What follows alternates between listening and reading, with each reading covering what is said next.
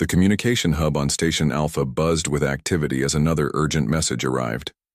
Commander Blake watched the holographic display flicker to life, showing the pale blue face of Ambassador Vale from the Galactic Coalition. The alien's usually calm expression was replaced with something Blake had never seen before: pure desperation. "Commander Blake, we need to speak immediately," Vale said, his voice carrying across the vast distance between stars. "The situation has become critical." Blake straightened in his chair. In the 3 years since Earth joined the Coalition, they had received many requests for aid, but nothing in Vale's tone suggested this was routine. "Go ahead, Ambassador. What's the emergency?" The hologram shifted, showing a star map with several systems highlighted in red. "The Villani system is under attack. The Krex Empire has launched a full invasion. We estimate the Villani have less than 2 weeks before complete defeat." Blake studied the tactical display. The Villani were one of the Coalition's peaceful member species, known throughout the galaxy for their advanced farming techniques and beautiful art. They had no military, no weapons, no way to defend themselves against an aggressive enemy. "What about Coalition forces?" Blake asked. "Surely the fleet can respond." Vale's expression darkened further. "Our main battle groups are engaged on 4 different fronts. The Krex timed this perfectly. They know we cannot spare ships or troops." He paused, seeming to struggle with his next words. "That is why we are contacting Earth." Blake felt a mix of surprise and suspicion. The Coalition had always treated humans as the newest, least experienced members. Most alien species viewed Earth's military as primitive, suitable only for minor patrol duties. Now they were asking for help with a major crisis. "Tell me about the Krex," Blake said. The display changed, showing images of tall, heavily armored creatures with sharp claws and predator eyes. "The Krex Empire has conquered 17 systems in the past 50 years. They are excellent warriors, brutal in their methods. They take prisoners only to use as slaves. Their technology is advanced, their ships are powerful, and their tactics are proven effective." Blake watched footage of Krex warships attacking defenseless colonies. The aliens showed no mercy, destroying everything that resisted and capturing everything useful. It was systematic, efficient, and completely ruthless. "How many ships do they have in Villani space?" Blake asked. "Current intelligence suggests 50 warships of various classes. Their flagship is a heavy battlecruiser commanded by General Vash, one of their most experienced commanders. The Villani have sent desperate messages begging for help, but..." Vale's voice trailed off. "But you don't think anyone can save them," Blake finished.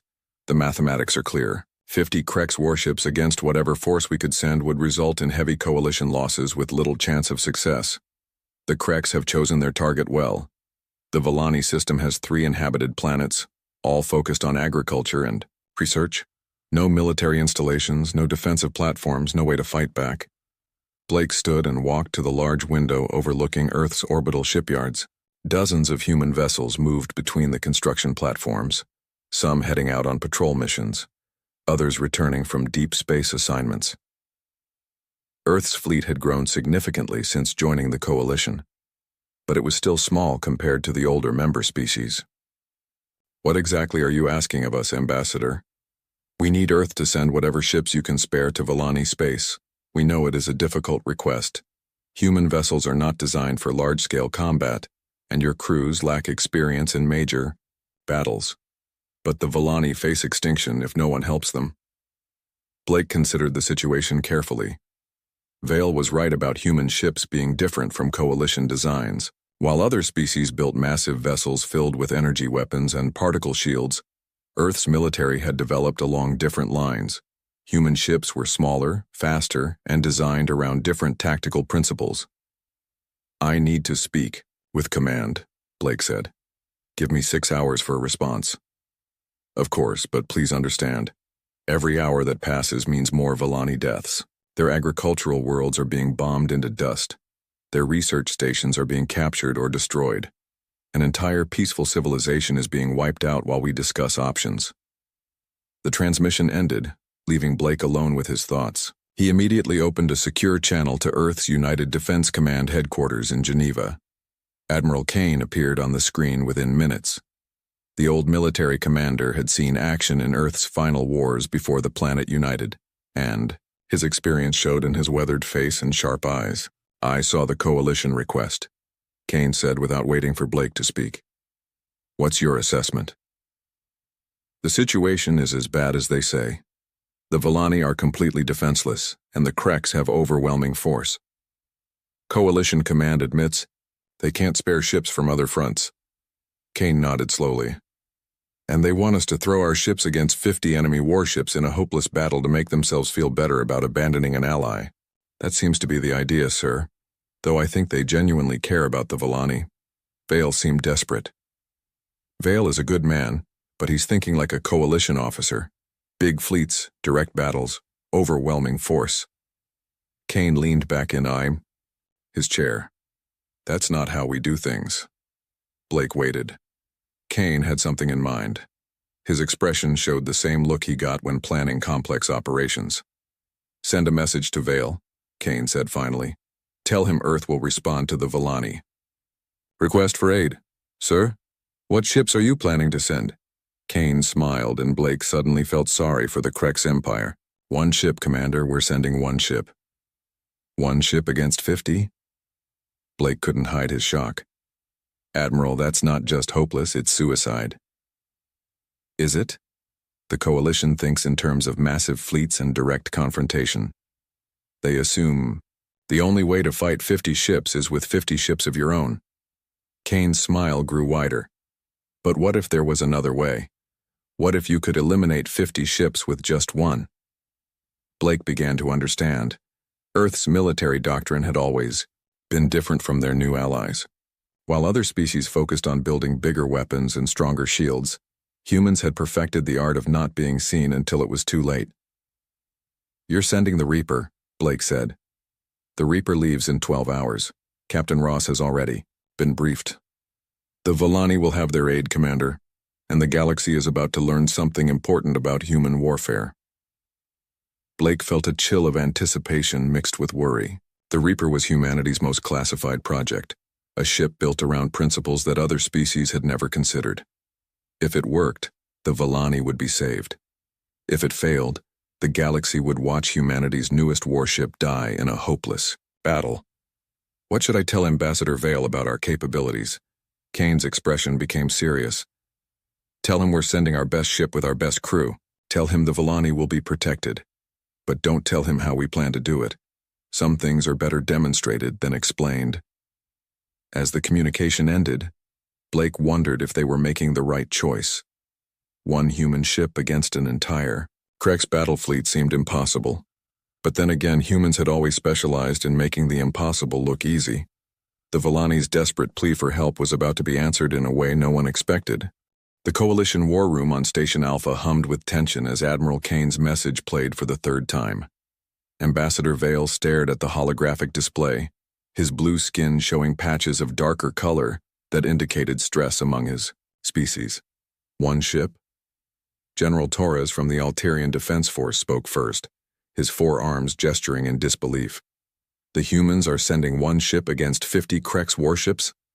Vale nodded slowly. "That is what Admiral Kane confirmed.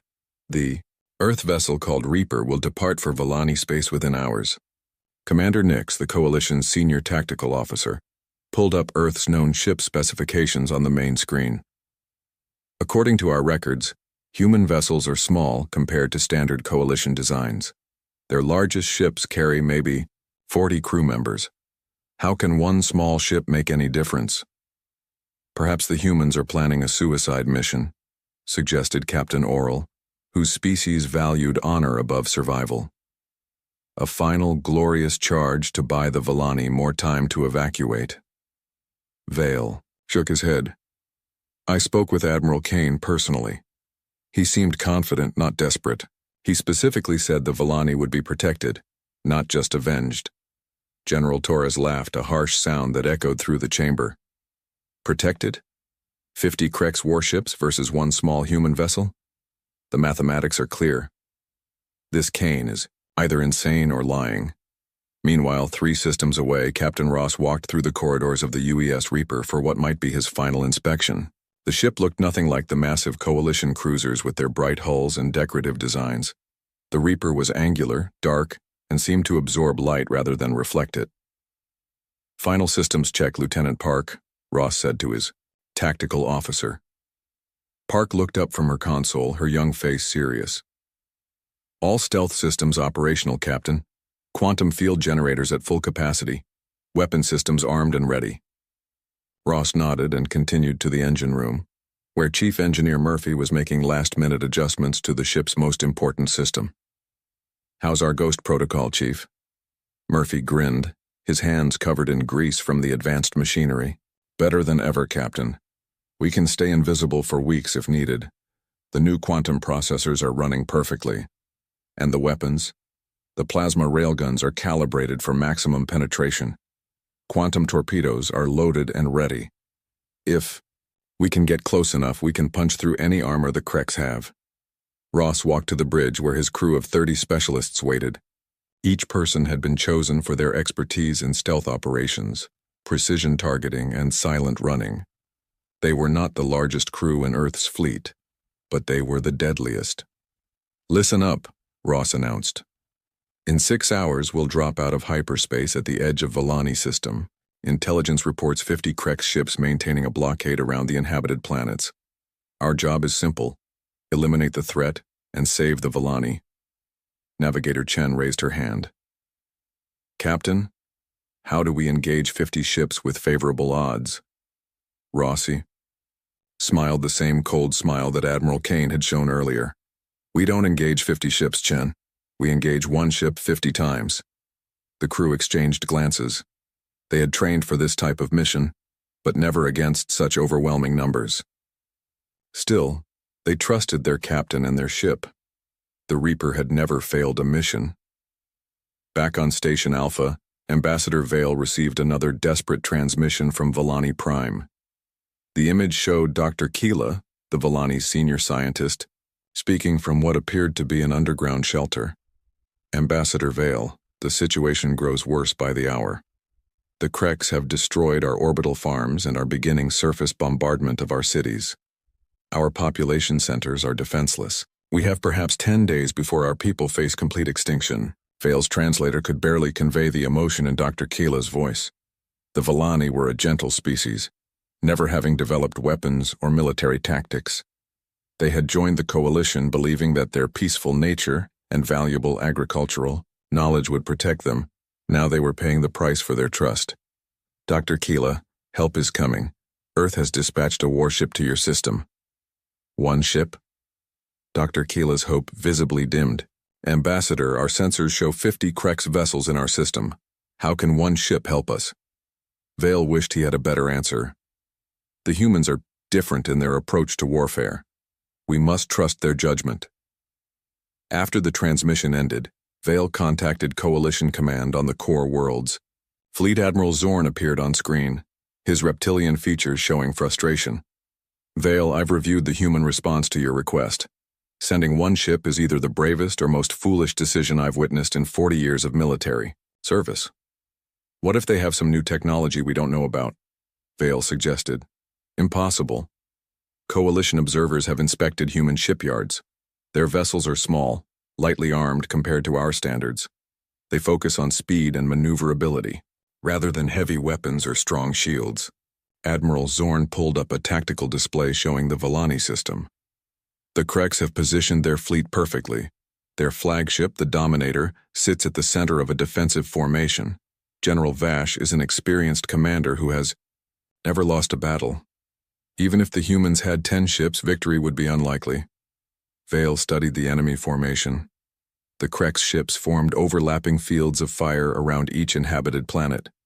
Any attacking force would face the combined firepower of the entire fleet from multiple directions. "Perhaps we should send what ships we can spare," Vale suggested. "Even a small coalition force might make the difference." "And lose precious vessels in a hopeless battle?" "Vale, I understand your concern for the Volani, but military logic must prevail. The human ship will likely be destroyed within minutes of entering the system. We cannot compound that tragedy by sending more ships to die uselessly. As the call ended, Vale felt the weight of failure. The Coalition was abandoning the Volani to their fate, and Earth's single ship would die trying to save them. Unless Vale accessed Earth's communication files, looking for any clue about this mysterious vessel called Reaper.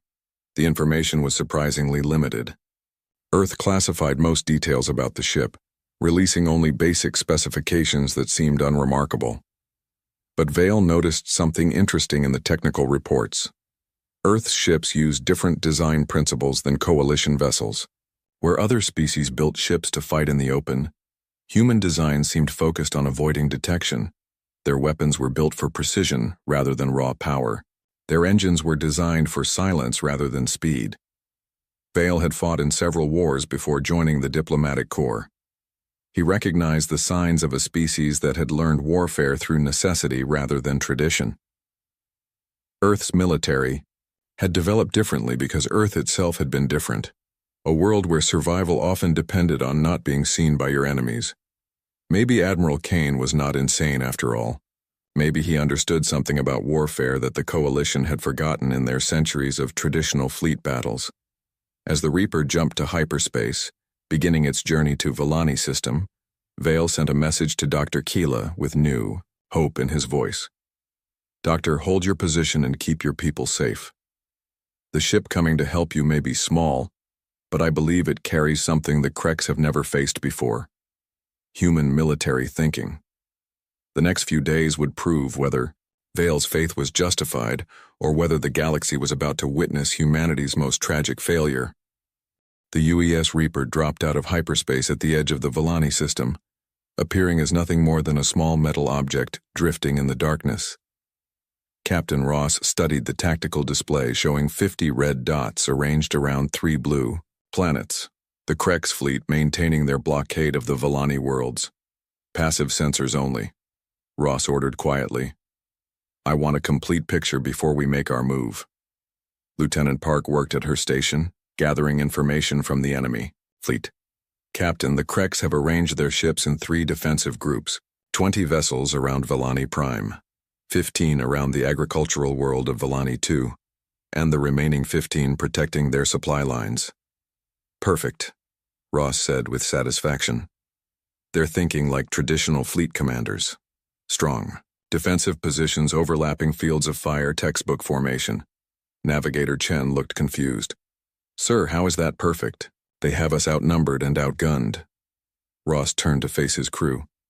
"Because they're fighting the last war, not this one. They expect us to charge in with guns blazing, trying to break their formation with superior firepower. They have no idea what they're really facing." On the Creks flagship Dominator, General Vash received reports from his sensor operators. The large alien commander stood over 8 feet tall, his armor decorated with symbols representing his many victories. His red eyes glowed with predatory satisfaction as he reviewed the tactical situation.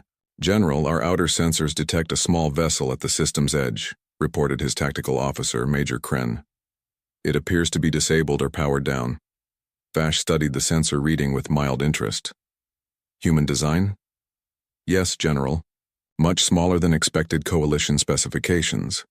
It matches the profile of vessels we've observed in their patrol fleets." "One ship?" Vash laughed, a harsh sound that echoed through the bridge. "The Great Coalition sends one tiny vessel to save the Volani. This is either an insult or a joke." Major Kren hesitated. "Should we investigate, General? Why waste ammunition on a crippled ship? Let it drift. We have more important targets."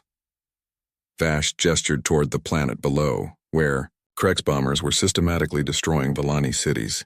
"Continue the bombardment. I want this system conquered within the week."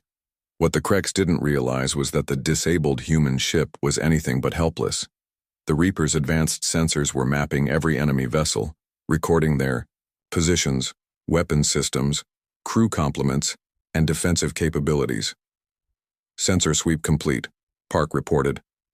"I have detailed profiles on all 50 ships. Their flagship appears to be a heavy battle cruiser with enhanced armor and weapons. The smaller vessels are standard Creks destroyers and frigates." "Excellent. Chief Murphy, how are our stealth systems? Murphy's voice came through the comm from engineering. All systems green, Captain. We're running completely silent. Their sensors read us as space debris. Ross studied the enemy formation. For several minutes, his tactical mind working through different approaches. The Creks had positioned themselves well for a traditional battle, but they had made one critical mistake. They had no idea they were being hunted. Here's how we do this, Ross announced. We start with the outer patrol ships. Single targets, isolated from the main fleet.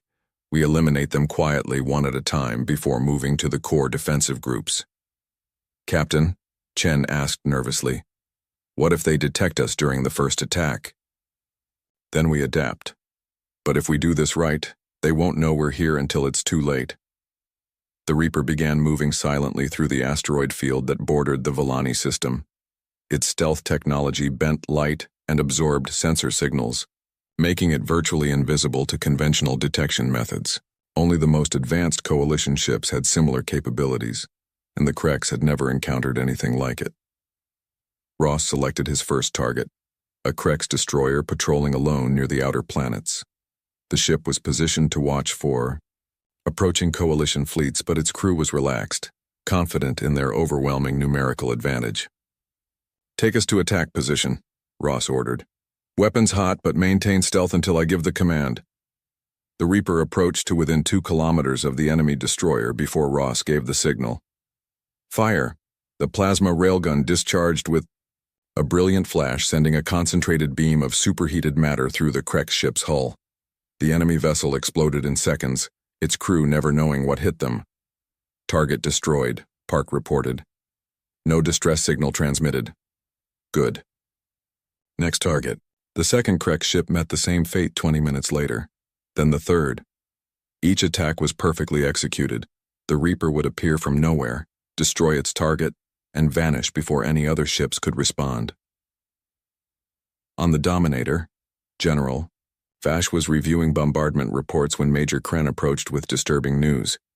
General, we've lost contact with 3 patrol ships in the outer system. Vash looked up from his reports. Equipment failure? Unknown, sir. They simply stopped responding. No distress signals, no indication of problems. Send a squadron to investigate.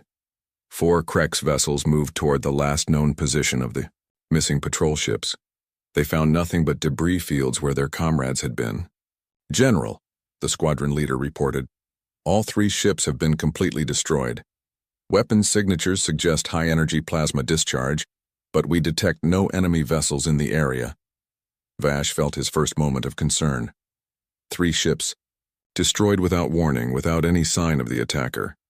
This was not how space battles were supposed to work. Recall all outer patrols, Titan formation around the planets. But Ross had anticipated this move. As the Creks ships pulled back into defensive positions, they created exactly the opportunity he needed. They're bunching up, Park observed. Tighter formation, less maneuvering room. Perfect. Time for Phase 2. Ross studied the new enemy positions. Target their supply ships first, cut off their fuel and ammunition, and the whole fleet becomes vulnerable. The Reaper struck again, this time targeting a supply convoy moving between the main fleet and their base. 3 cargo vessels exploded in quick succession, their stored ammunition creating spectacular secondary explosions that lit up the darkness. This time, the Creks were ready. Sensors tracked the weapon signatures back to their source, revealing a small contact moving impossibly fast through the debris field. There, Major Kren shouted. Small vessel bearing 27 Mark IV. All ships open fire. Dozens of energy beams converged on the Reaper's position, but the human ship was already gone, vanishing into the asteroid field like a ghost. General Vash stared at the tactical display in growing anger and confusion. What kind of ship can appear and disappear like that? Unknown, General. It's using some form of advanced stealth technology. Our sensors can only track it when it fires its weapons. Vash realized he was facing something completely outside his experience. This was not a traditional fleet battle with predictable tactics and formations. This was something else entirely, a new kind of warfare that turned all his advantages into weaknesses. Send a message to Creks Command, Vash ordered. Tell them, we need reinforcements immediately. We're fighting an enemy that doesn't follow the rules of conventional warfare. But as the message traveled across space, the Reaper continued its deadly work. 7 Krex ships were already destroyed, and Captain Ross was just getting started. The hunter had revealed itself, and the prey was beginning to understand they were not the predators they thought they were. General Vash paced the bridge of the Dominator like a caged animal, his red eyes fixed on the tactical display. In the past 6 hours, he had lost 12 ships to an enemy he couldn't see, couldn't predict, and couldn't fight using conventional tactics. And status report, he demanded from Major Kren. We've pulled all remaining ships into tight defensive formations around each planet. No vessel operates alone anymore. But General, Kren hesitated. The crews are becoming afraid. They call the human ship a ghost vessel that strikes from nowhere. Vash slammed his clawed fist onto the command console. There are no ghosts in space. It's one small ship with some kind of stealth technology. We will find it and destroy it. Unknown to the Krex commander, the ghost ship was currently drifting silently through the massive asteroid field that surrounded the Volani system. Captain Ross studied the updated enemy positions with satisfaction. Fear was making the Krex commanders predictable. They're grouping their ships closer together, observed Lieutenant Park. Defensive formations around each planet. Exactly what I hoped they would do, Ross replied. Scared enemies make tactical mistakes. Chief Murphy, how are our stealth systems holding up? Running at 95% efficiency, Captain. We can stay hidden for days if needed. The Krex sensors are designed to track large fleets, not single ships using our technology. Ross nodded and turned to his tactical officer. Park, I want you to identify their command and control vessels. Every fleet has ships that coordinate communications and sensor data. If we eliminate those, their formations will become confused. Already on it, Captain. I've identified 3 ships that seem to be acting as communication hubs for their fleet groupings. The Reaper began moving toward its next target, a heavily armed cruiser positioned to coordinate the defense of Volani 2. The ship was surrounded by 6 smaller vessels in a protective formation, but Ross had learned that even the best formations had weaknesses. On the targeted cruiser, Captain Drex was reviewing patrol reports when his sensor officer called out an alarm. Sir, I'm detecting some kind of energy signature moving through the asteroid field. It's very faint, almost like background radiation. Drex studied his screens carefully. Could it be the stealth ship that's been attacking our forces? Possible, sir. The signature keeps appearing and disappearing. If it is a ship, it's using technology we've never encountered. Alert all vessels in our formation. If that's the human ship, it's coming for us. But the Reaper was already in position. Ross had positioned his ship inside a large asteroid, using the rock as both cover and camouflage. The Krex sensors detected nothing unusual about the asteroid, never suspecting it contained a predator waiting to strike. Target the cruiser's main communications array, Ross ordered. I want them blind and deaf before we eliminate them.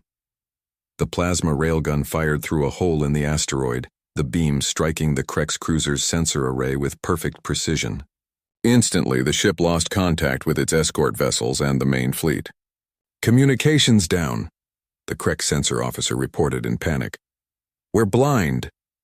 Captain Drex tried to maintain order. Emergency communications. Alert the fleet that we're under attack. But before the message could be sent, quantum torpedoes phased through the cruiser's armor and exploded inside the ship's reactor core. The vessel disappeared in a brilliant explosion that could be seen across the system. The 6 escort ships immediately began firing randomly into the asteroid field. Their crews panicked by the sudden loss of their command vessel. But their weapons struck only empty space and floating rocks. The Reaper had already moved to its next hunting ground. General Vash received the news of another loss with growing fury and fear. 13 ships destroyed, and we haven't even damaged the enemy. How is this possible? General, Major Kren said, carefully, perhaps we should request additional reinforcements from the home fleet. I've already sent for reinforcements, but they won't arrive for 3 days. We need a new strategy now. Vash studied the tactical display, trying to think like his mysterious enemy. The human ship struck isolated targets, attacked communication, hubs and disappeared before retaliation was possible. It was fighting like a submarine rather than a space warship. New orders, Vash announced. All ships will move in groups of at least 4. No vessel operates alone. We'll create overlapping sensor nets that will detect any stealth ship, no matter how advanced. The Crex fleet began repositioning into smaller, tighter groups. It was exactly what Ross had hoped they would do. They're breaking up their formations, Park reported. Smaller groups, but more of them. Perfect, Ross said with satisfaction. Smaller groups are easier to eliminate, and they're so focused on watching for us, they're not watching each other. The Reaper struck again, this time targeting a group of 4 ships that had separated from the main fleet. Using a tactic learned from ancient submarine warfare, Ross positioned his ship between 2 asteroid clusters and waited for his prey to come to him. The Crex ships moved through the asteroid field in tight formation, their sensors sweeping constantly for signs of the stealth ship. They never detected the Reaper sitting motionless in the shadow of a large rock. Multiple targets locked, Park reported. Quantum torpedoes ready. Fire all tubes. 8 quantum torpedoes launched simultaneously, each one programmed to phase through solid matter and explode inside a different target. 4 Crex ships exploded within seconds of each other, their crews never knowing they had sailed into a trap. 17 ships down, Park announced. 33 remaining. Ross smiled grimly. The numbers are getting better, but they're still dangerous. Time to try something different. The captain decided to target the Crex supply base, a heavily fortified station hidden in the outer asteroid belt. The station was protected by orbital weapons platforms and patrolled by 8 warships, but it was also the source of fuel and ammunition for the entire fleet. If we eliminate their supply base, their remaining ships become sitting ducks, Ross explained to his crew. But this will be our most dangerous attack yet. The station has heavy defenses, and we'll have to fight in the open. Navigator Chen looked worried. Captain, if we lose our stealth advantage, we'll be outnumbered 8-1. True, but sometimes the best place to hide is in plain sight. Trust me, Chen. We're going to show the Crex something they've never seen before. The Reaper began moving toward the supply station, its crew preparing for their most challenging battle yet. Behind them, General Vash was coordinating a desperate search for the ghost ship that was systematically destroying his fleet. Neither side knew that the final phase of this strange battle was about to begin, and the outcome would change how the galaxy viewed human warfare forever. The Predator was moving in for the kill, but the prey still had teeth. The Crex supply station Fortress 7 hung in the darkness like a metal spider, its 8 massive weapon platforms extending outward from a central hub. General Vash had positioned his most experienced ships here, 8 heavy cruisers commanded by his best captains. This was his last major stronghold, and he knew the ghost ship would come for it eventually. Captain Ross studied the fortified position through the Reaper's advanced sensors. The station was impressive, bristling with particle cannons and missile launchers. Any conventional attack would face overwhelming firepower from multiple directions. Tactical analysis complete, reported Lieutenant Park. The station has 46 heavy weapons and energy shields rated for fleet-level combat. The 8 defending ships are positioned in overlapping defensive patterns. Formidable, Ross admitted, but they're thinking defensively again. They've built a fortress, but fortresses can become prisons. Chief Murphy's voice came through the comm from engineering. Captain, our stealth systems are running hot after all the recent battles. We can maintain invisibility for maybe 2 more hours before we need to power down for maintenance. Ross nodded grimly. This would be their final attack using stealth advantage. After this, they would have to fight openly or retreat. Understood, Chief. We'll make these 2 hours count. The Reaper began its approach to Fortress 7, moving through the dense asteroid field that surrounded the station. Ross had studied the defensive patterns carefully and found the weakness he needed. The Crex had positioned their ships to protect against large fleet attacks, leaving small gaps that a single vessel might exploit. On the station's command deck, Colonel Thex monitored his sensor displays with growing tension. Every officer in the Crex fleet knew about the mysterious human ship that had destroyed 17 vessels without taking any damage. Some crews were calling it supernatural, a demon ship that could not be killed. "Sir, our perimeter sensors are detecting unusual energy fluctuations in Sector 7, reported his sensor operator. "Investigate immediately. Send 2 ships to sweep that area." 2 Crex cruisers moved toward the energy readings, their crews alert for any sign of the stealth ship. They found nothing but empty space and floating asteroids. What they didn't realize was that their target was already inside their defensive perimeter, hiding in the shadow of the station itself.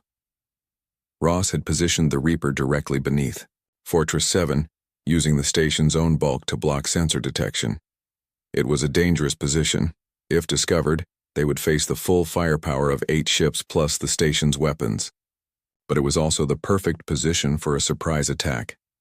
"Target the station's main reactor core," Ross ordered.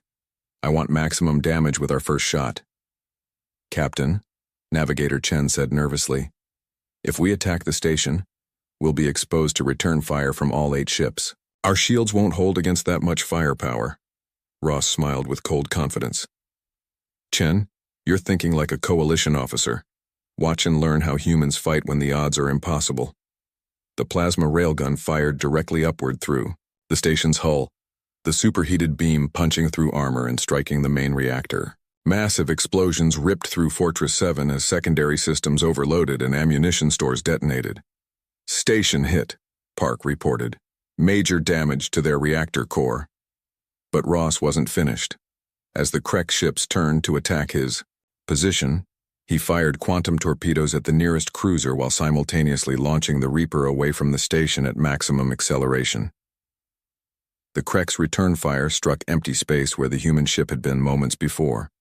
But instead of disappearing like before, the Reaper remained visible, its stealth systems finally overloaded by the intense combat. "There it is," Colonel Thex shouted from the damaged station. "All ships, concentrate fire on that vessel." 8 Crex cruisers opened fire simultaneously, filling space with deadly energy beams and missile salvos. But something strange happened. Instead of trying to dodge or retreat, the human ship flew directly into the storm of weapons fire. "What are they doing?" demanded Captain Vorth from the lead Crex ship. "They're flying straight into our weapons." The answer became clear within seconds. The Reaper's hull began adapting to each weapon that struck it. Energy beams that should have penetrated the armor were absorbed and redirected. Missiles that should have caused massive damage barely scratched. The surface? Impossible. Colonel Thex stared at his tactical display. "Their armor is becoming stronger with each hit." Chief Murphy's voice echoed through the Reaper's bridge as he monitored the adaptive armor systems. "Reactive plating is working perfectly, Captain.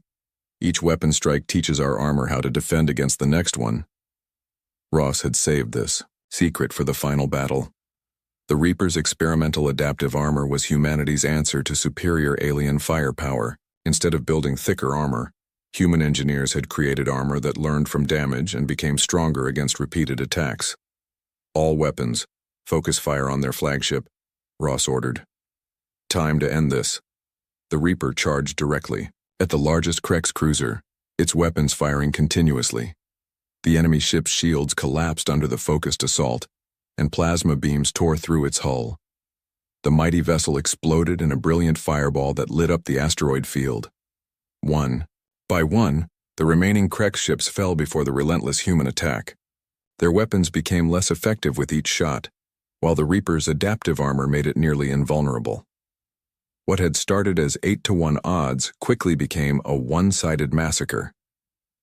General Vash watched the destruction of his supply base. From the bridge of the Dominator, his red eyes wide with disbelief. In less than 30 minutes, the human ship had destroyed Fortress 7 and eliminated 8 of his best vessels. "General," Major Kren said quietly, "we've lost over half our fleet. Maybe we should consider alternative options." Vash understood what his second-in-command was suggesting. The unthinkable: surrender. In his long military career, he had never retreated from any battle. But he had also never faced an enemy like this. "Open a communication channel to the human ship," Vash said finally. Captain Ross received the transmission with satisfaction. The great General Vash appeared on his screen, his proud features now showing defeat and exhaustion. Human Commander, I am General Vash of the Crex Empire. I am request terms for the cessation of hostilities. The terms are simple, Ross replied. Withdraw all Crex forces from Volani space immediately. Release any prisoners you have taken. Pay reparations for the damage you have caused to Volani worlds. Vash's pride warred with reality. His remaining ships were demoralized, his supply lines cut, and facing an enemy he could not defeat. And if we refuse? Ross's expression remained coldly professional. Then I continue destroying your ships until none remain. Your choice, General. The Crex commander closed his eyes for a moment, then opened them with resignation. We accept your terms. All Crex forces will withdraw from this system within 6 hours. As the beaten Crex fleet began its retreat, Captain Ross opened a channel to Volani Prime. Dr. Kayla's face appeared on screen, tears of joy streaming down her gentle features. Captain Ross, you have saved our entire civilization.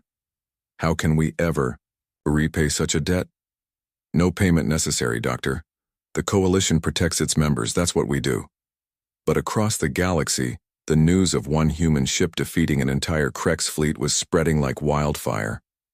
On dozens of worlds, alien governments were quietly abandoning their aggressive expansion plans. Applications for Coalition membership from previously hostile species began flooding diplomatic channels.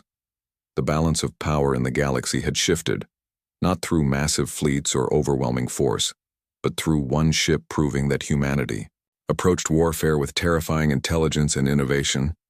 Admiral Kane received Ross's final report with quiet satisfaction. The Volani were safe, the Crex Empire had learned respect for Coalition territory, and the galaxy now understood that Earth's small fleet was far more dangerous than anyone had imagined. The age of human military reputation had begun with a single word that would echo across the stars: Reaper. Captain James Walker stood on the bridge of Earth's flagship, the Defiance. His blue uniform was pressed and perfect. The ship was quiet. Everyone was waiting. "Sir, the alien ship is moving closer," said Officer Bell from his monitor. James nodded. His mouth felt dry. This was humanity's first meeting with aliens. After years of searching the stars, they had finally found other life. The Vex Empire had sent messages a month ago. Today was the big meeting. "All systems ready?" James asked. "Yes, sir. Weapons are off but ready if needed. Shields at full power." The alien ship was huge. It looked like a sharp knife cutting through space. It was 5 times bigger than the Defiance. Its dark metal hull had strange blue lights running along its sides. James touched the small pin on his chest. It held Earth's new flag, a blue circle with all countries together as one. Only the threat of aliens had finally united Earth. Funny how that worked. "They're sending a shuttle, sir," Bell said. "Should be here in 10 minutes. "Tell the meeting room to get ready," James ordered. He looked at his team. "Remember, we want peace. We're here to be friends." The Vex ambassador was tall, at least 7 feet. His skin was blue-gray and smooth like metal. He had 4 eyes, all black with no white parts. When he walked into the meeting room with 2 guards, everyone went quiet. "I am Thur, voice of the Vex Empire," he said in perfect English. "They had learned it from our TV shows," they said. James stepped forward. "Welcome aboard the Defiance. I'm Captain James Walker of the Earth United Forces." Thur looked around the room with all 4 eyes moving in different directions. "This ship is primitive." James smiled through the insult. "We're still new to space travel. That's why we're excited to meet an advanced civilization like yours. We have much to learn." The meeting started well. James showed videos of Earth, explained human history, and shared information about their science and art. Thur watched without much interest. When James finished, Thur stood up. He was so tall that his head almost touched the ceiling. "Your species is young," Thur said. "You have barely left your planet. The Vex Empire has ruled the stars for 10,000 years. He made a sound like metal grinding. It took James a moment to realize it was laughter. We have found your planet has many valuable metals and minerals. Thur continued. You will serve as a mining colony for the Empire. Your people will work for us. This is a great honor. The room went silent. James felt his heart beat faster. I think there's been a mistake, he said carefully. We're looking for friendly relations, trade, cultural exchange, not servitude. Thur's 4 eyes blinked at different times. There is no mistake. Your species is weak. Your technology is simple. You will serve or you will die. The Empire has spoken. Before James could answer, Officer Bell ran into the room. Sir, hundreds of ships just appeared around Earth. They came out of nowhere. James looked at Thur, who seemed pleased. This meeting is over, James said. Return to your ship. Think carefully about your next move, human, Thur said. Resistance would be unwise. How bad is it? Admiral Emily Garcia asked. Her gray hair was pulled back tightly, her face lined with worry. The hologram in the center of Earth's Defense Command showed the situation. Hundreds of Vex ships surrounded Earth. Earth's defense fleet had only 12 ships. They have us completely surrounded, James reported. Their weapons are locked on our major cities. Emily looked at the map for a long time. Order all ships to pull back to the moon base. We can't win this fight. But it was too late. 3 Earth ships exploded before they could retreat. The rest, including the Defiance, barely escaped to the moon. The United Council room was packed. Leaders from all countries sat around a large table. Screens on the walls showed the Vex ships above Earth. They've sent their demands, said President Roberto. We have 1 week to agree to become their mining colony, or they start destroying cities. The room filled with angry voices. General Thomas Reed, a tall man with dark skin and gray hair at his temples, stood up. The room went quiet. Tom had led Earth's armies for 15 years. When he spoke, people listened. They think we're weak, he said, his deep voice filling the room. They think because we haven't been fighting wars in space for thousands of years that we don't know how to fight. He looked around the room. But what do humans know better than anything else? War. He walked to the hologram map. Humans have been fighting each other since we first picked up rocks as weapons. We've fought with sticks, swords, guns, bombs. We've fought on land, sea, air. No species in the galaxy knows war like we do. But their technology, someone started, is better, yes, Tom agreed, for now. But they expect us to fight the way they do. That's where they're wrong. What are you suggesting? President Roberto asked. We make them think we're giving up, Tom said. We negotiate. Ask for better terms. Buy time. Meanwhile, we prepare. Prepare how? We can't build a fleet in a week, Emily said. We don't fight their way, Tom answered. We fight our way. Humans have always been good at one thing when backed into a corner, finding a new way to win. James felt something he hadn't felt since the Vex ships appeared. Hope. We need a secret project, Tom continued. Something they won't expect. They think they know everything about us from our broadcasts and internet. Let's show them how wrong they are.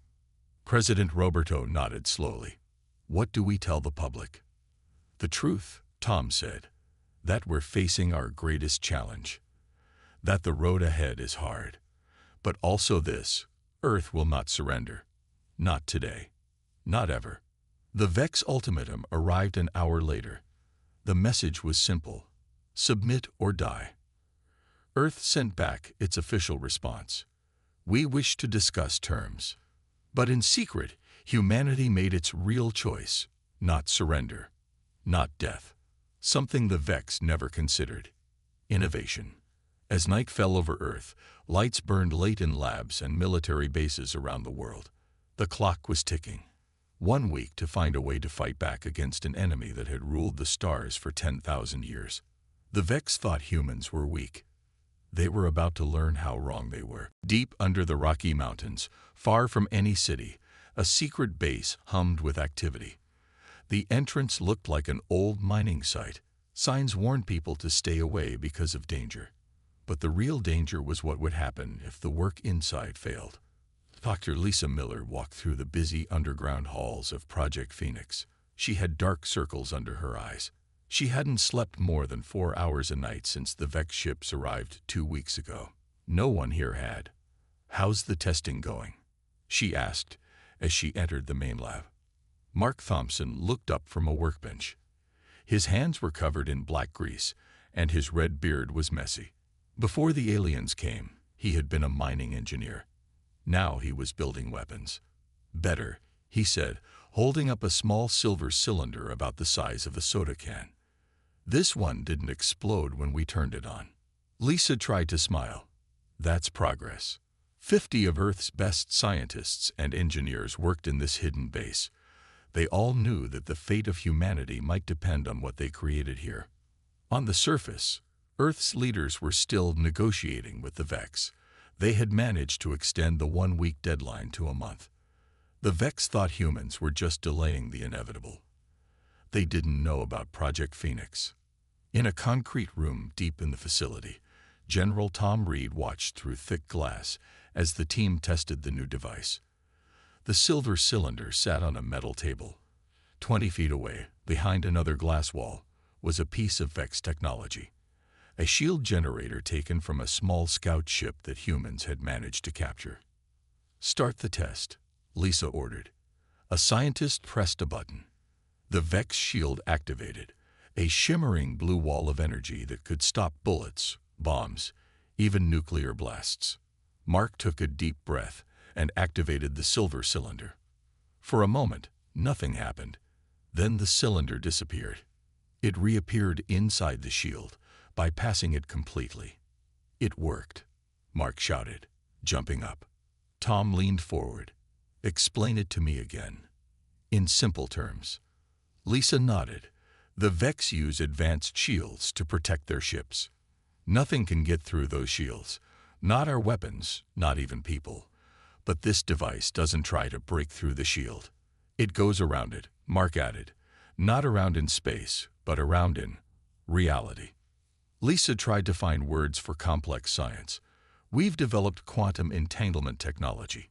It creates a link between 2 points in space. The device disappears from one point and appears at another. The shield doesn't matter because the device never passes through it." Tom nodded slowly. "And once it's inside their ships." Mark grinned. "Boom." "The device creates a powerful electromagnetic pulse," Lisa explained. "It fries all electronics within 50 feet. A ship hit with this would be dead in space." Tom walked closer to the glass. "How many can you make? And how soon?"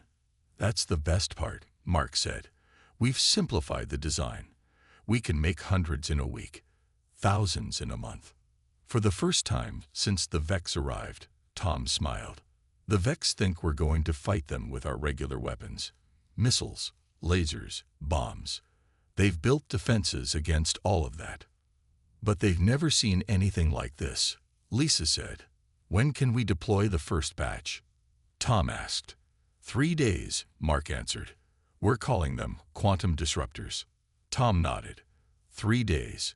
Good, because the Vex governor is arriving in 4. On the surface, things looked bad for Earth. The Vex had begun their occupation, landing ships in major cities around the world.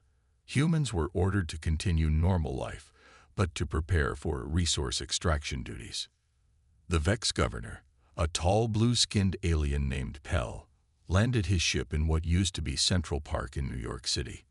Humans watched from behind barriers as the aliens built their headquarters. "Look at them," Captain James Walker said, watching the scene from a nearby rooftop. He wore civilian clothes now, not his uniform. "They think they've won." Admiral Emily Garcia stood beside him. "For now, let them think that." James looked at the small backpack at his feet. Inside were 5 of the new quantum disruptors. "These really work." "They worked in tests," Emily said. "We'll find out for sure tomorrow." James looked at his watch. "The governor is giving his big speech in 24 hours. All Vex ships will be in position above major cities to show their power. Emily nodded. And that's when we strike. Operation Thunderclap. My team is ready, James said. We have agents in place near every major Vex facility. They all have disruptors. Remember, this has to be coordinated, Emily warned. Every team hits their target at exactly the same time. The Vex can't have any warning. James picked up the backpack carefully. What about our remaining ships? Hidden behind Jupiter's moons, Emily said. Once the Vex ships are disabled, our fleet will attack. And if this doesn't work, James asked quietly. Emily looked out at the alien ships hovering over the city. Then humanity becomes a footnote in Vex history books. The next day, Governor Pell stood on a platform in front of his new headquarters.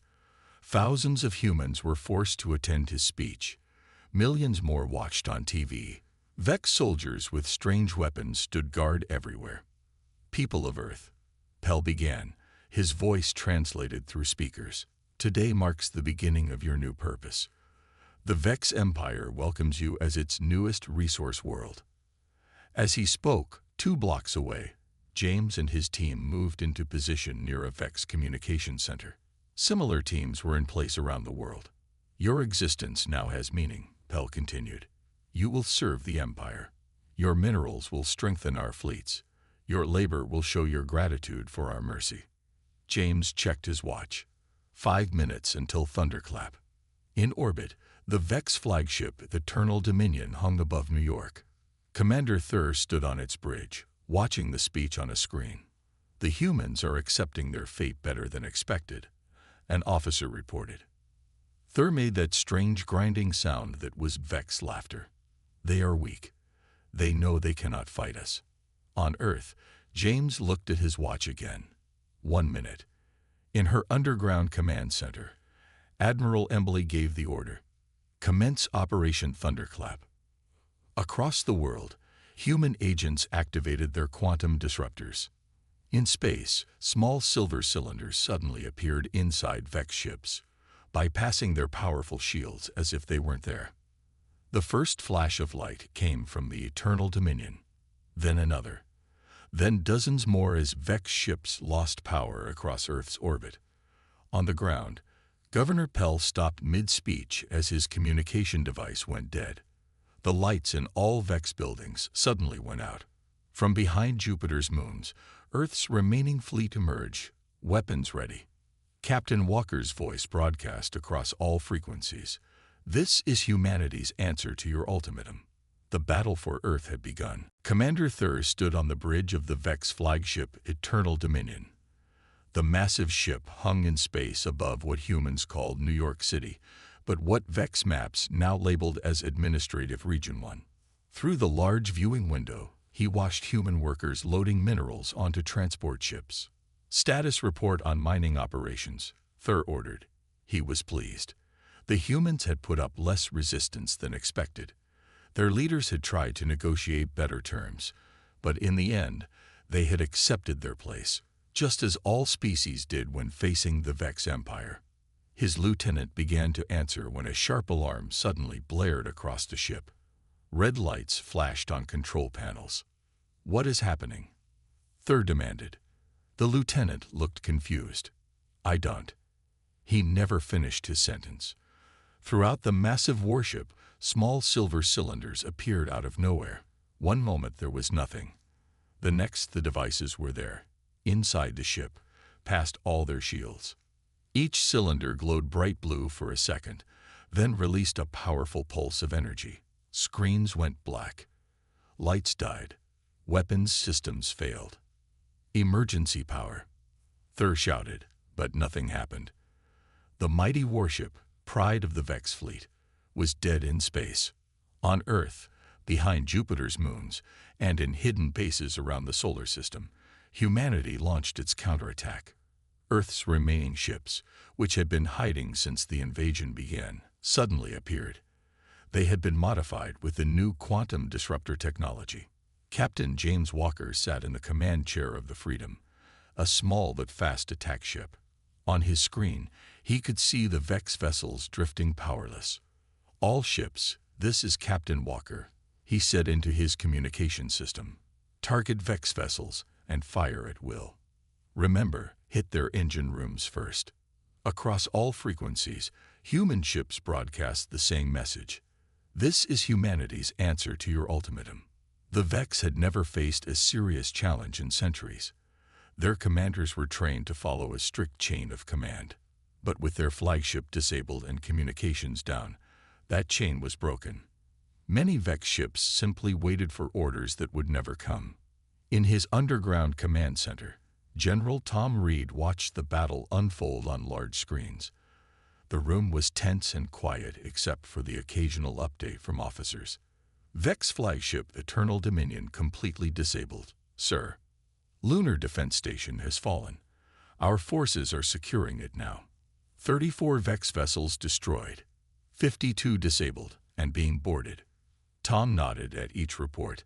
The plan was working better than they had hoped.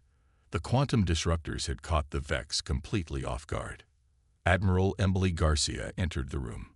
"They never expected this," she said, looking at the screens. "They thought we would use conventional weapons, missiles, lasers. They prepared for that." "The best weapon is the one your enemy doesn't know exists," Tom replied. On one screen, he could see human soldiers boarding a disabled Vex cruiser. The alien crew was surrendering without much fight. Vex soldiers were trained to follow orders, not to think for themselves. Without their commanders, they seemed lost. "What's the status on the ground?" Tom asked. "Just as good," Emily said. "The quantum disruptors knocked out all their bases. Governor Pell was captured trying to reach his shuttle. Most Vex ground forces have surrendered." Tom allowed himself a small smile. Phase 1 complete. Begin Phase 2. On the captured Vex flagship, Lisa Miller and her team moved quickly through the alien corridors. The ship was huge, with ceilings twice as high as human ships to accommodate the tall Vex. "This way," Mark Thompson said, checking a small device in his hand. "The engine room should be down this hall." They passed Vex crew members who had been secured by human soldiers. The aliens sat quietly, their 4 eyes blinking in different patterns. Without orders, they seemed to have no idea what to do. The engine room was massive. Strange machines hummed with energy even though most of the ship was powerless. "Look at this technology," Lisa whispered in awe. "Their power systems are decades ahead of ours." Mark was already connecting a small computer to one of the Vex control panels. "If we can understand how this works, we can adapt it to our ships." Lisa nodded. "We don't have much time. Download everything you can." Similar scenes were playing out on captured Vex vessels throughout the solar system. Humanity had realized that they couldn't just fight the Vex. They needed to learn from them, to take their technology and improve it. 3 days after Operation Thunderclap began, Tom Reed addressed the United Council. "In 72 hours, we have destroyed or captured 30% of the Vex occupation fleet," he reported. "We've taken control of all their ground bases. Their leadership structure has collapsed." The room erupted in cheers. For the first time since the Vex arrived, there was real hope. President Roberto raised his hands for quiet. "What about Governor Pell?" "In custody," Tom said, "and willing to talk. The Vex don't handle defeat well. They have no experience with it." "And Commander Thur?" "Still on his ship, which we now control. He refuses to surrender personally, but his crew has abandoned him. It's only a matter of time." Roberto looked around the room. "This is a great victory, but we must be realistic. The Vex Empire is vast. We've defeated only a small part of their forces." Tom nodded. "True. Governor Pell has already sent an emergency message to the Empire. We let that transmission through on purpose. We want them to know what happened." "Why?" someone asked. "Because when they send reinforcements, and they will, we want them to be afraid," Tom said. "Fear makes enemies make mistakes." In his cell, Governor Pell sat perfectly still, all 4 eyes fixed on the wall. He had sent his message to the Empire. "We have gravely miscalculated. Request immediate reinforcements." What he hadn't told his superiors was how the humans had defeated them. Let them come unprepared, just as his forces had been. The humans had a saying he had learned: pride comes before a fall. The Vex had been proud. Now they were falling. Aboard the Freedom, James Walker looked at the alien device his team had recovered from a Vex weapon storage. It was small and round with strange markings. "What do you think it is?" his second-in-command asked. "I don't know," James said, "but I bet our scientists can figure it out, and maybe make it better." That was the difference between humans and the Vex, he thought. The Vex relied on their technology, but didn't push its limits. Humans took technology and reimagined it, improved it, combined it in ways its creators never considered. On his screen, he could see the disabled Vex flagship drifting against the backdrop of Earth. The mighty vessel that had once threatened their world was now just a floating piece of metal. "Send a message to all ships," James ordered. "Phase 1 complete. Prepare for Phase 2. The real war was just beginning. 6 months passed after humanity's surprise attack. 6 months of preparing, building, and waiting. Everyone knew the Vex Empire would respond. An empire that spanned hundreds of star systems would not accept defeat from a species they considered primitive. James Walker, now promoted to admiral, stood on the bridge of the Defiance. The ship had been rebuilt with Vex technology they had captured. It was faster and stronger than before. "Any sign of them?" he asked. Officer Bell, who had stayed with him from the beginning, checked his screen. "Nothing yet, sir. But our long-range sensors can only see so far." James nodded. The waiting was the hardest part. Earth had used these 6 months well. They had built more ships, created more weapons, and spread defenses throughout the solar system. But would it be enough? The answer came at dawn the next day. "Admiral," Bell shouted. Multiple ships appearing near Jupiter. James rushed to the bridge. The screen showed dots appearing one after another. Not dozens of ships. Not hundreds. Thousands. The Imperial fleet had arrived. In her command center on Earth, Admiral Emily Garcia watched the enemy ships appear one after another. The room was silent except for the constant beep of sensors detecting new vessels. "There are too many," her tactical officer whispered. Emily's face showed no fear, but inside her stomach twisted. The Vex had sent more ships than they had expected. Far more. "Numbers aren't everything," she replied calmly. "Execute Operation Hornet's Nest." For the past 6 months, human ships had been busy throughout the solar system. What looked like mining operations on asteroids and moons were actually manufacturing facilities. They weren't mining for metals. They were building quantum disruptors. Millions of them. As the Imperial fleet moved into attack formation around Jupiter, these hidden bases activated. Thousands of automated launchers aimed at the Vex Armada. On the Vex command ship, Admiral Zur stood tall and confident. He had brought enough firepower to destroy Earth 10 times over. "The humans think they can stand against the Empire," he told his officers. "We will show them the price of defiance." His tactical officer approached. "Sir, we're detecting small objects moving toward our fleet." "Missiles?" Zur asked, unconcerned. Human weapons could not penetrate Vex shields. "No, sir. They're too small. And there are thousands of them." Zur felt the first hint of worry. Raise all shields to maximum power. But shields didn't matter against quantum disruptors. The small devices appeared inside the Vex ships, bypassing their defenses completely. This time, the disruptors weren't aimed at control systems, but at something more dangerous: fuel reserves. On Earth, people looked up at the night sky and gasped. Bright flashes lit up the darkness like new stars being born. But these weren't stars. They were Vex ships exploding. The coordinated detonation created a chain reaction. As one ship's fuel exploded, it damaged nearby vessels. Those ships then exploded themselves, causing even more damage. In less than an hour, The mighty Imperial fleet was in chaos. Admiral Zur managed to withdraw with about one-third of his fleet intact. The rest were destroyed or so badly damaged they could not fight. For the first time in anyone's memory, the Vex Imperial Council declared a strategic retreat. Not a temporary withdrawal, not a tactical repositioning, a retreat. In the command center, General Tom Reed received an important message from Intelligence Officer David Russell. "Sir, we intercepted a Vex transmission," David reported.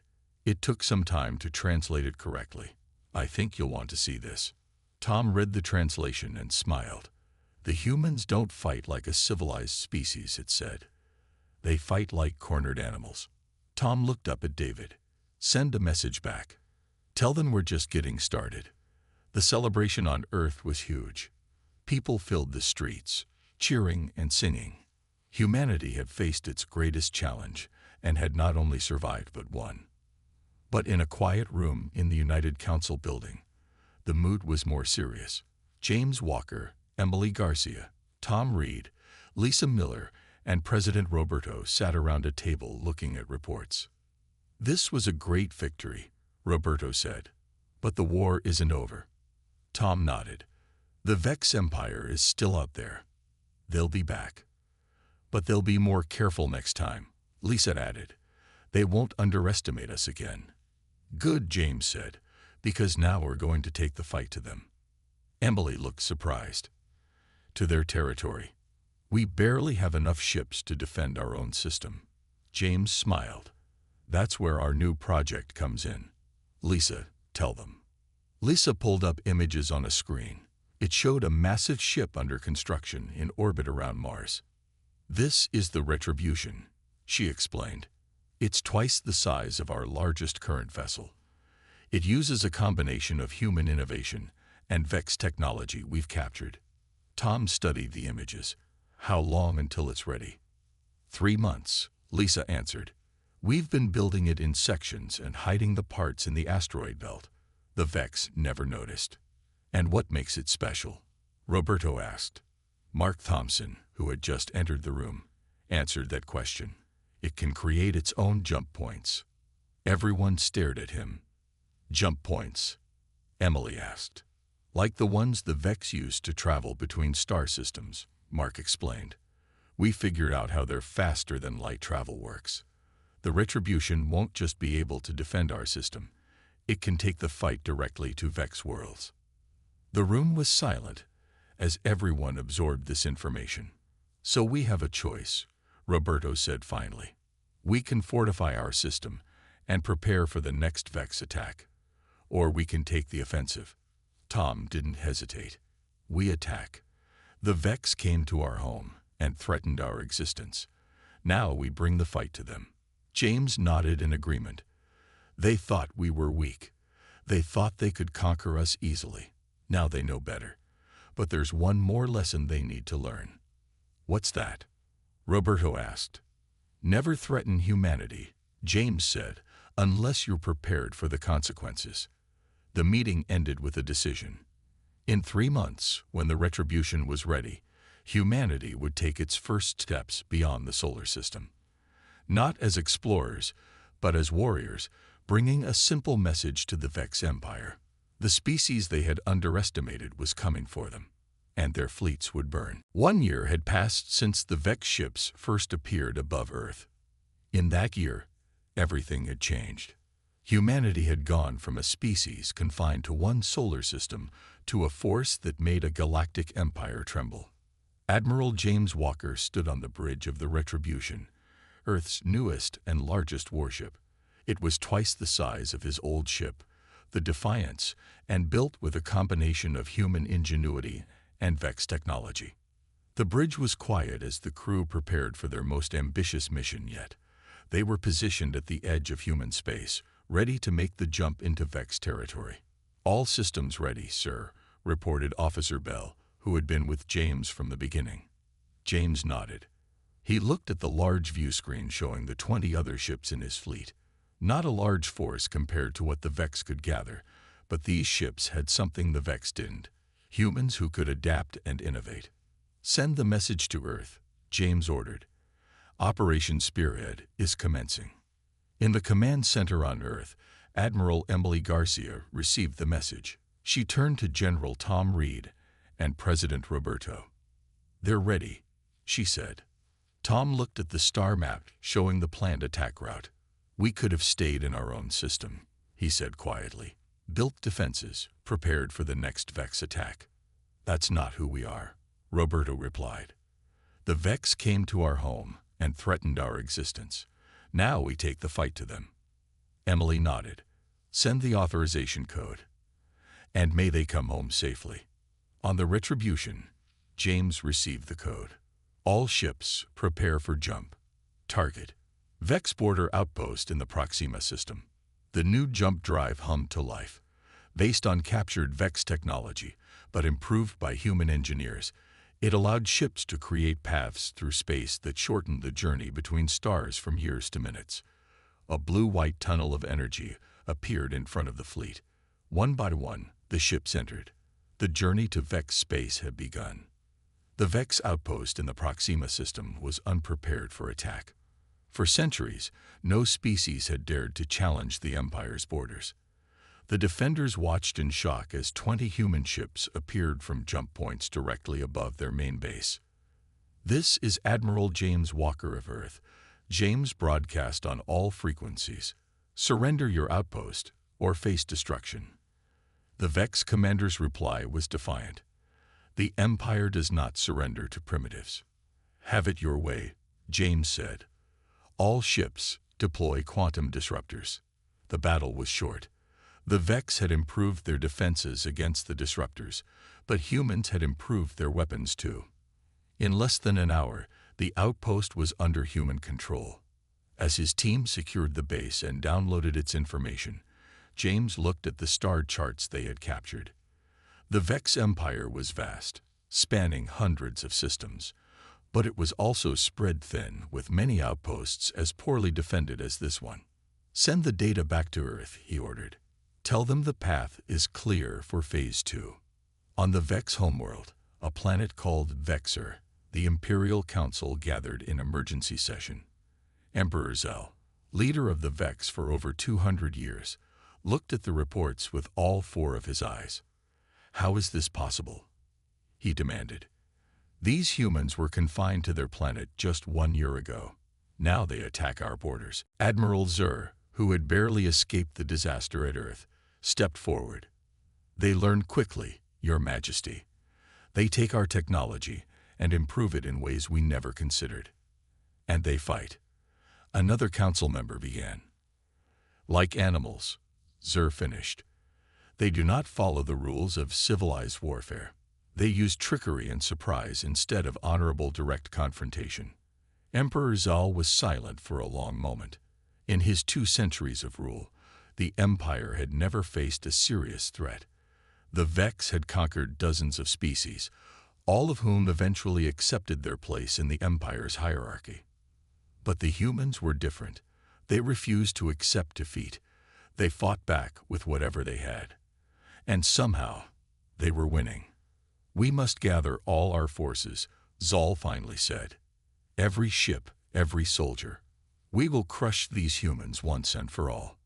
But even as he gave the order, a small voice in the back of his mind whispered a dangerous thought. What if we can't? Back on Earth, Dr. Lisa Miller and Mark Thompson worked with a team of scientists studying Vex technology. The lab was filled with alien devices taken from captured ships and bases. "Look at this," Lisa said, pointing to a screen. "The Vex have had faster-than-light travel for thousands of years, but they haven't improved it. The design is exactly the same as in their oldest records." Mark nodded. "They don't innovate. They perfect something and then never change it." That was the key difference between humans and the Vex. The Vex had advanced technology, but they had stopped pushing its limits centuries ago. Humans, in contrast, constantly reimagined, improved, and combined technologies in ways their creators never considered. In just 1 year, humans had taken Vex jump drive technology and made it 30% more efficient. They had improved Vex weapons systems, shield generators, and communication networks. They had even begun developing technology the Vex had never conceived of. "The new prototype is ready for testing," Mark said, leading Lisa to another part of the lab. He pointed to a small device on a table. "If this works, it could change everything."